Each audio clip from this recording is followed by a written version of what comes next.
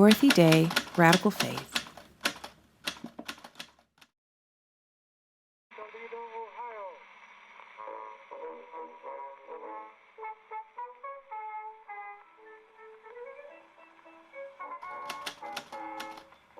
Early years. Dorothy Day was born in Brooklyn, New York in 1897 to her parents Grace and John Day. She was the youngest of three. In 1906, the family lived in California during the earthquake, allowing Dorothy to witness the community support one another had in the aftermath. This was formative for Dorothy Day. When the Day family had moved to Chicago, young Dorothy Day was exposed to the atrocities of the stockyards and the factories and became extremely sympathetic, especially after reading Upton Sinclair's The Jungle. Later, Dorothy Day attended the University of Illinois at Urbana, where she was part of the Scribblers Club, a campus literary society. Early adulthood and social activism. Dorothy lived in New York in 1916 and began her career in journalism, working for The Call and The Masses, which were socialist papers. She desired to help workers and the poor, so she was drawn to radical social causes. She interviewed many communist leaders like Leon Trotsky. Day enjoyed Russian writings of Fyodor Dostoevsky and Leo Tolstoy, as they showed her a life of poverty in writing. As a young journalist, Day campaigned for the marginalized and resonated with the communist ideologies as a means to improve lives. While active in the women's suffrage movement, Dorothy was arrested, beaten, and went through a hunger strike. Oddly, after women gained the right to vote, Dorothy Day never did. She went on to protest World War I. She wrote about child labor, worker rights, and the struggle of immigrants.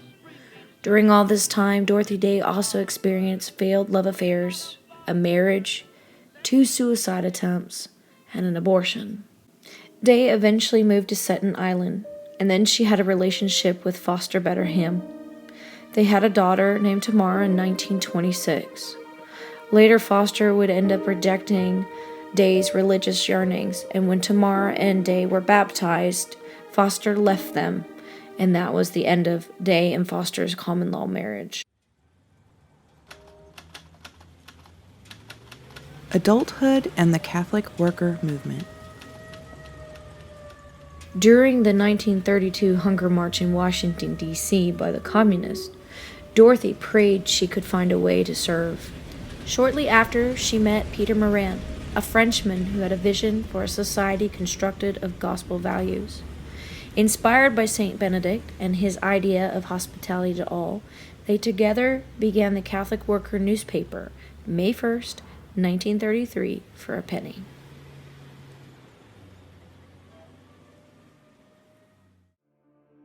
The paper brought people to their door with needs, and so they were met. Dorothy and Peter felt as members of the Church of the Poor, so it was their calling to provide care to those in poverty, as if they were Christ himself.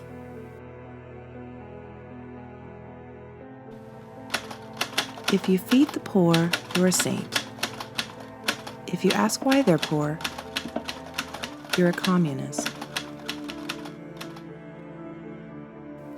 This led to the creation of the houses of hospitality for the poor and the homeless, as well as farming and communes. The Catholic worker movement started during the Great Depression, so Dorothy Day and the members would shelter and feed New York's homeless.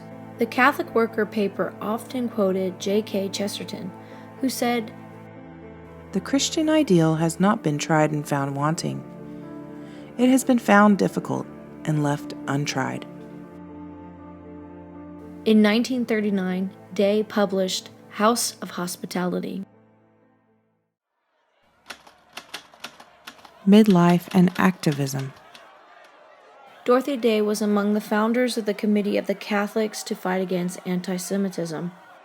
In response to World War II in 1942, Dorothy Day declared in The Catholic Worker, "We are still pacifists. Our manifesto is the Sermon on the Mount, which means that we will try to be peacemakers. What we would like to do is change the world, make it a little simpler for people to feed, clothe, and shelter themselves as God intended them to do, and to a certain extent, by fighting for better conditions, by crying out unceasingly for the rights of the workers, of the poor, of the destitute, we can to a certain extent change the world. We can throw our pebble in the pond and be confident that its ever-widening circle will reach around the world. We repeat, there is nothing that we can do but love, and dear God, please enlarge our hearts to love each other, to love our neighbor, to love our enemy as well as our friend." In 1949, after 15 years of being Day's mentor, Peter Moran would pass.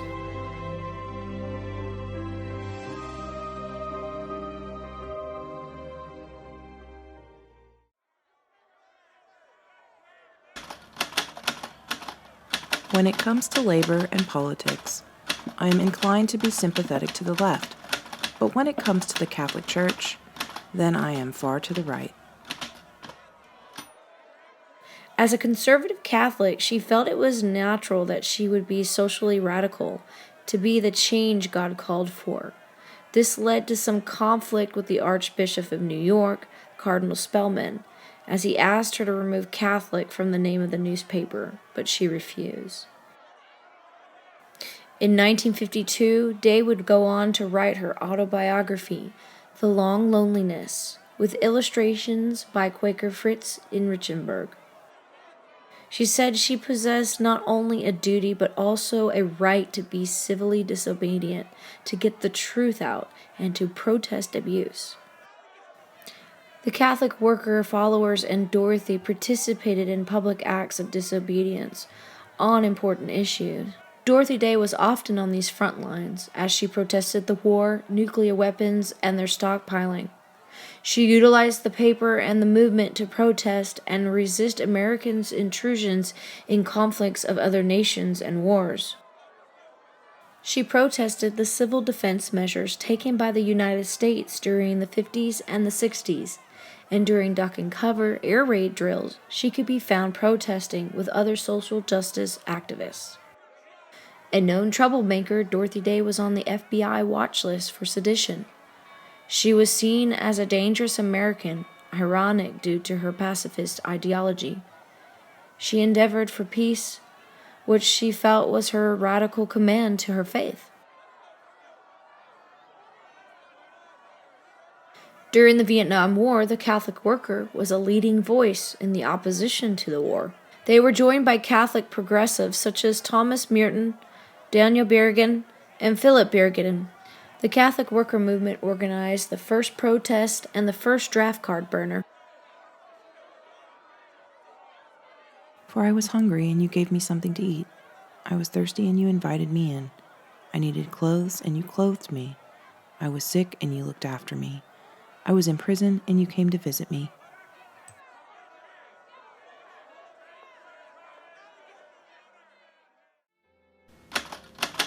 Later years. Dorothy's strategies, intellect, commitment, influence, and authority gained her respect and drew people to her cause. Dorothy, like Saint Simon, was called the Holy Fool. Dorothy Day traveled to India, met Mother Teresa, and saw her work.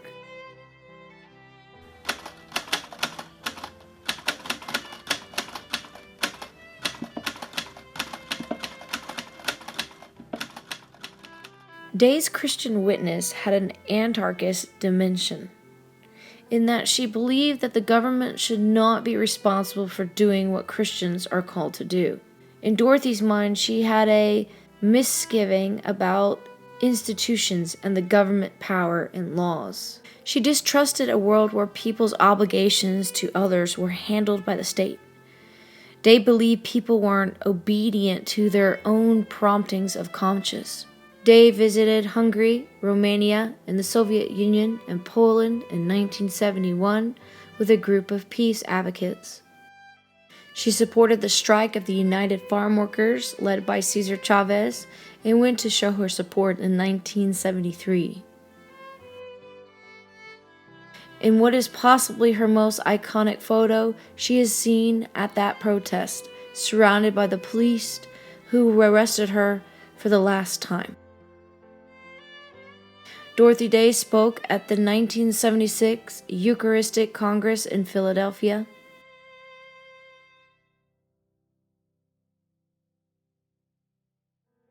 Dorothy Day's life ended at the Mary House in New York City on November 29, 1980, among the poor at 83 years of age.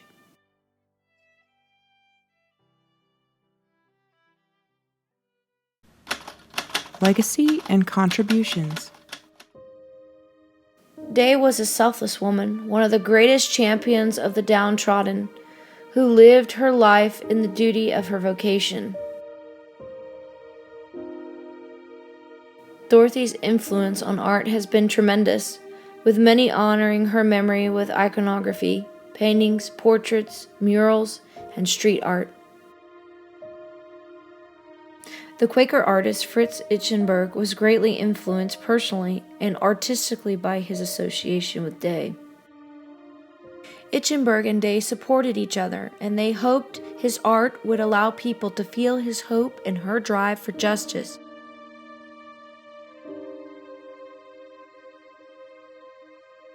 Itchenberg allowed his art to be utilized in the Catholic Worker, and his style of stark imagery and powerful lines became synonymous with the paper.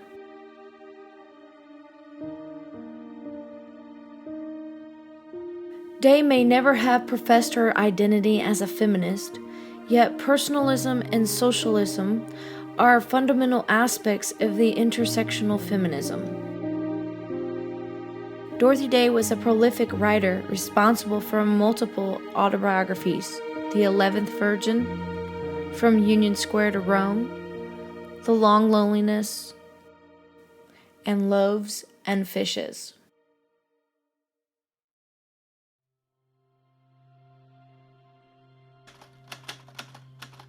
In the Psalms, we ask to be freed from the fear of the enemy, not the enemy, but from the fear.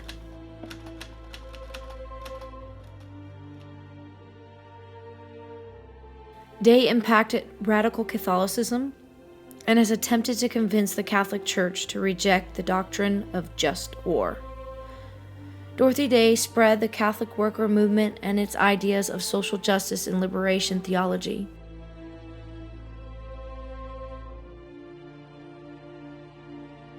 She is celebrated on November 29th in the Episcopal Church for her contributions.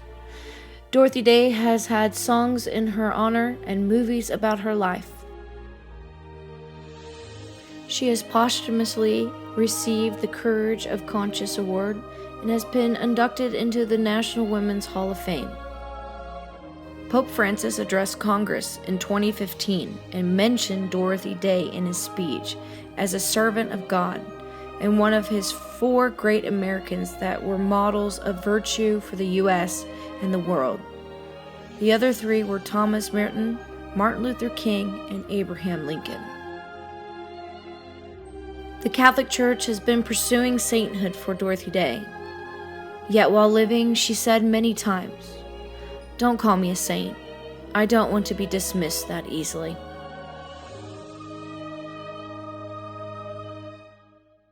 Not only did Dorothy Day serve the poor, but she herself lived in poverty among them, true to the commands of the gospel, faithful to her beliefs and her vocation, and believed that helping others brought change to the person in need and also to the helper. Dorothy Day spent her life trying to implement the Christian ideal because her passion for the cause of the oppressed and for the zeal for justice.